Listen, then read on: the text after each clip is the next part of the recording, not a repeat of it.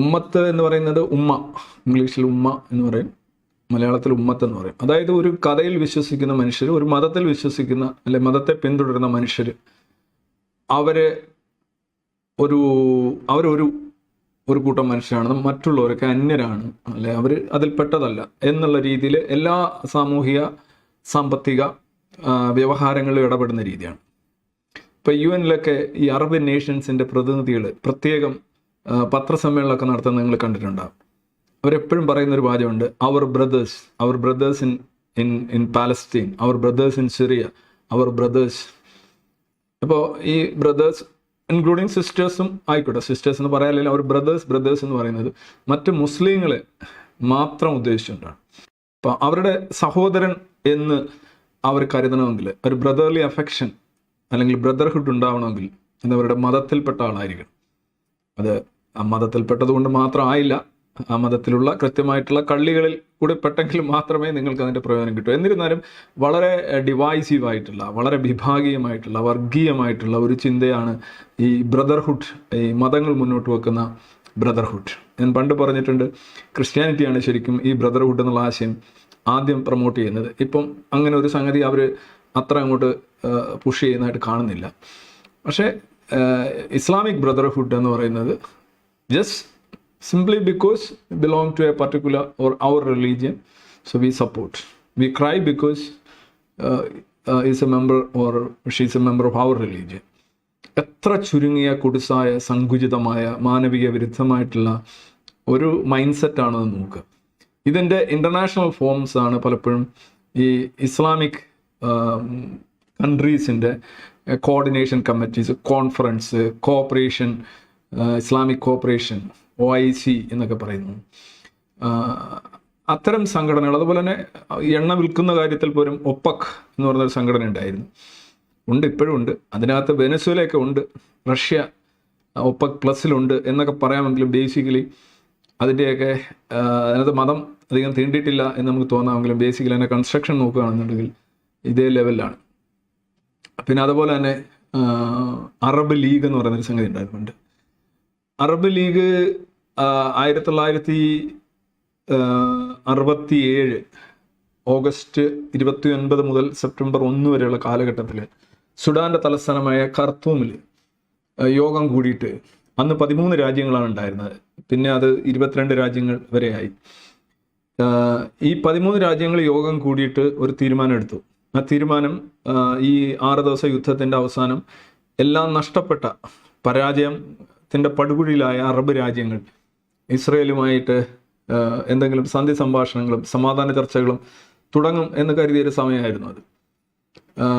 മോശെ ദയാൻ തന്നെ പറയുന്നുണ്ടായിരുന്നു, we are waiting for a call എന്ന് പുള്ളി അന്നൊരു ഇൻ്റർവ്യൂവിൽ, ഒരു ടെലിഫോൺ കോൾ ഈ അറബ് രാജ്യങ്ങളിലെ തലസ്ഥാനങ്ങളിൽ നിന്ന് ഇസ്രയേലിലേക്ക് വരും, യുദ്ധം കഴിഞ്ഞു, ഇനി സമാധാനത്തിൻ്റെ സമയമാണ്, നെഗോഷിയേറ്റ് ചെയ്യാം എന്ന് ഇസ്രയേൽ ഒരു വിന്നിങ് പൊസിഷനിൽ നിന്നുകൊണ്ട് ചിന്തിക്കുന്ന സമയത്ത് ആണ് ഈ 13 അറബ് രാജ്യങ്ങൾ ഖർത്തൂമിൽ കൂടിയിട്ട് പറഞ്ഞ കുപ്രസിദ്ധമായ 3 നോസ്, 3 നോ. ഒന്ന്, no peace with Israel, no further negotiations with Israel, and no recognition of Israel, the state of Israel. ഇസ്രായേലിനെ സ്റ്റേറ്റ് എന്ന നിലയിൽ അംഗീകരിക്കില്ല, നോ. ഇസ്രായേലുമായിട്ട് ഇനി യാതൊരുവിധ സമാധാനവുമില്ല, നോ. ഇസ്രായേലുമായിട്ട് ഇനി യാതൊരുവിധ ചർച്ചയുമില്ല, നോ, നോ, നോ, നോ.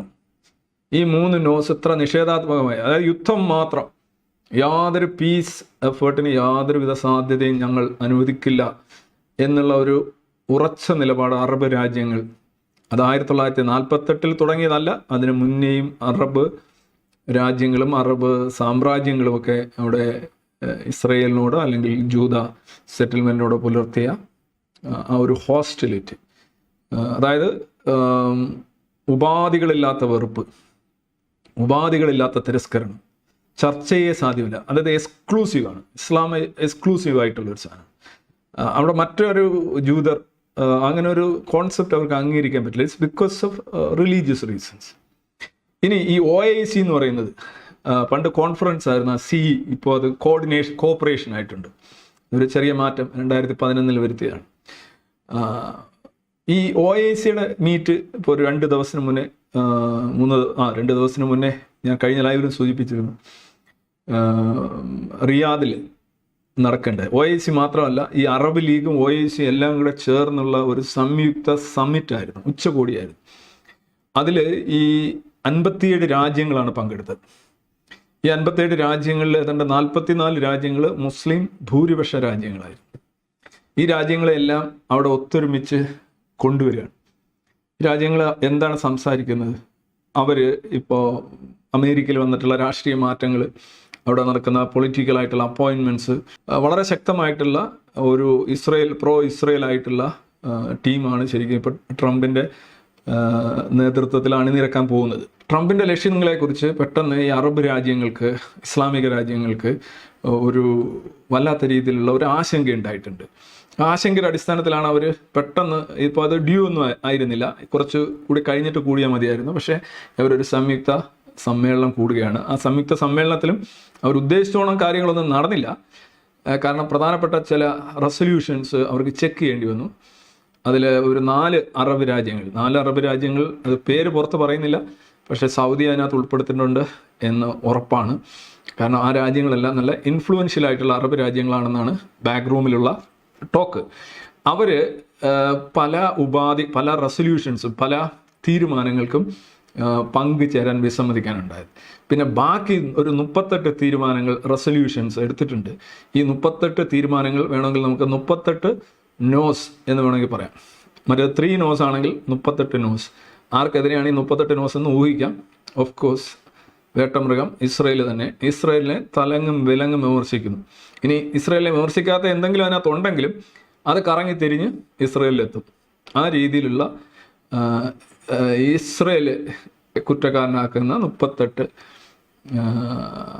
തീരുമാനങ്ങളാണ് ഈ 57 മുസ്ലിം രാജ്യങ്ങൾ ചേർന്ന് എടുത്തിരിക്കുന്നത്. അപ്പോൾ നമുക്ക് തോന്നുന്നു ഇൻ്റർനാഷണൽ ഓർഗനൈസേഷൻ അല്ലേ 57. ഈ 57 ടീമുകൾ തന്നെയാണ് UN-ൽ പോയി ഇതേപോലെ ബഹളം ഉണ്ടാകുന്നത്.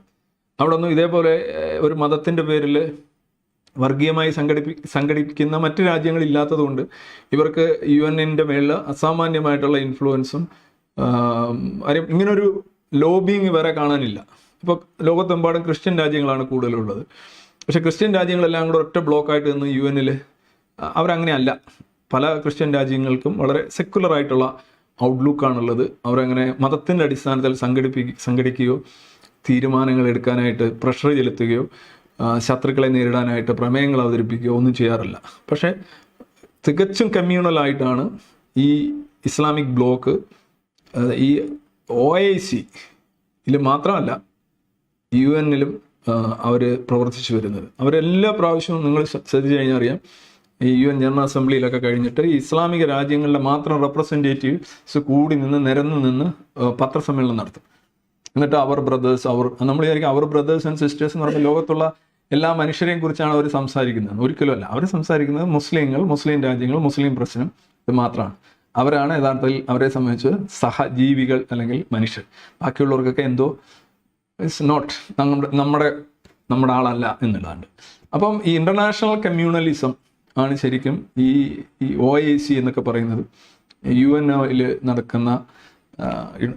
നടക്കുന്ന ചർച്ചകളിലൊക്കെ അവർ സ്വീകരിക്കുന്ന നിലപാടും വോട്ടെടുപ്പിലൊക്കെ ഒറ്റ ബ്ലോക്കായിട്ടാണ്.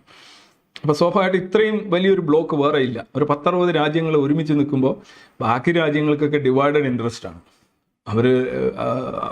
അവരെ പിന്നെ ക്യാൻവസ് ചെയ്യാൻ എളുപ്പമാണ്. അപ്പോൾ അങ്ങനെയാണ് ഈ ഇസ്ലാമോഫോബിയ ഡേ ഒക്കെ വന്നതിൻ്റെ കാര്യം വളരെ സിമ്പിളാണ്. ഇമ്രാൻഖാൻ പറയുന്നത് ഞാൻ പോയാണ് ഇതെല്ലാം ശരിയാക്കിയത്. എർദോഗാൻ പറയുന്നത് എൻ്റെ കഴിവാണ്. ഇതൊന്നുമല്ല, കഴിവിതാണ്. ജനാധിപത്യത്തിൽ ഈ നടക്കുന്ന ലോബിയിങ്, സമ്മർദ്ദ തന്ത്രങ്ങൾ, വോട്ടിങ്, ഇതൊക്കെ വഴി ഏത് കമ്മ്യൂണൽ അജണ്ടയും വളരെ നിസ്സാരമായിട്ട് നടപ്പിലാക്കാൻ കഴിയുമെന്ന് UN-ൽ മാത്രമല്ല, അതിന് കേരളത്തിലല്ല, അത് ഇന്ത്യയിലല്ല, എവിടെയായാലും അത് അങ്ങനെയാണ്. ജനാധിപത്യത്തിന് അങ്ങനെ ഒരു ഗുണമോ ദോഷമോ ഉണ്ട്.